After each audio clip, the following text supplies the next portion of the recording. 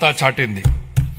భారతదేశంతో పాటు ఆంధ్రప్రదేశ్ కూడా ప్రపంచ వేదికపై వెలుగు లీనుతోంది.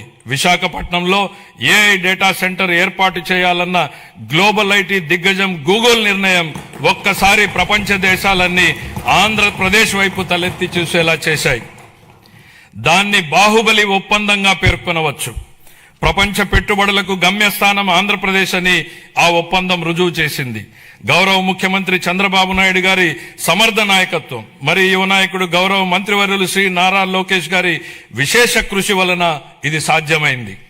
ఇంతేకాదు, రాష్ట్రంలో పెట్టుబడులు వస్తున్నాయి, ప్రభుత్వంపై నమ్మకం పెరిగింది అంటే అది గౌరవ ముఖ్యమంత్రి గారి దార్శనికత పాలన మరియు గౌరవ ఉప ముఖ్యమంత్రి శ్రీ పవన్ కళ్యాణ్ గారి విశ్వసనీయ భాగస్వామ్యం వల్లనే సాధ్యమైంది. ఈ మార్పుకి సారథులు మన రాష్ట్ర ప్రజలేనని మేం బలంగా నమ్ముతున్నాం. 2024 జూన్లో రాష్ట్ర ప్రజలు ఎన్డీఏకి కనీ విని ఎరుగని రీతిలో ఘన విజయం కట్టబెట్టినప్పుడే ఈ మార్పు మొదలైంది. ప్రజలు మాకు వేసిన ప్రతి ఓటు వెనుక వారి ఉద్దేశం బలంగా స్పష్టమైంది. ప్రజలు వారితో పాటు వారి పిల్లలకు సురక్షితమైన బంగారు భవిష్యత్తు కోసమే ఎన్డీఏని అధికారంలోకి తెచ్చారు.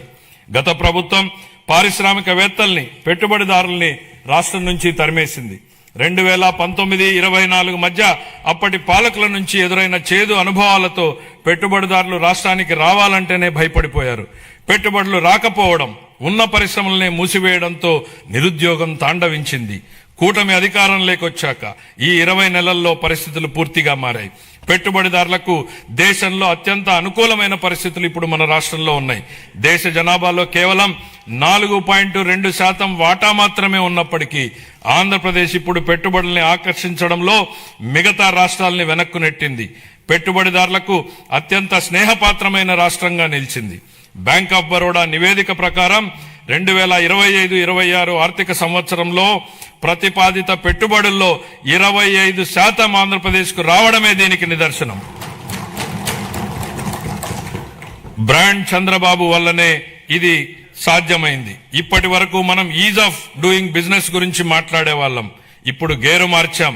స్పీడ్ ఆఫ్ డూయింగ్ బిజినెస్ ఇప్పుడు మన విధానం.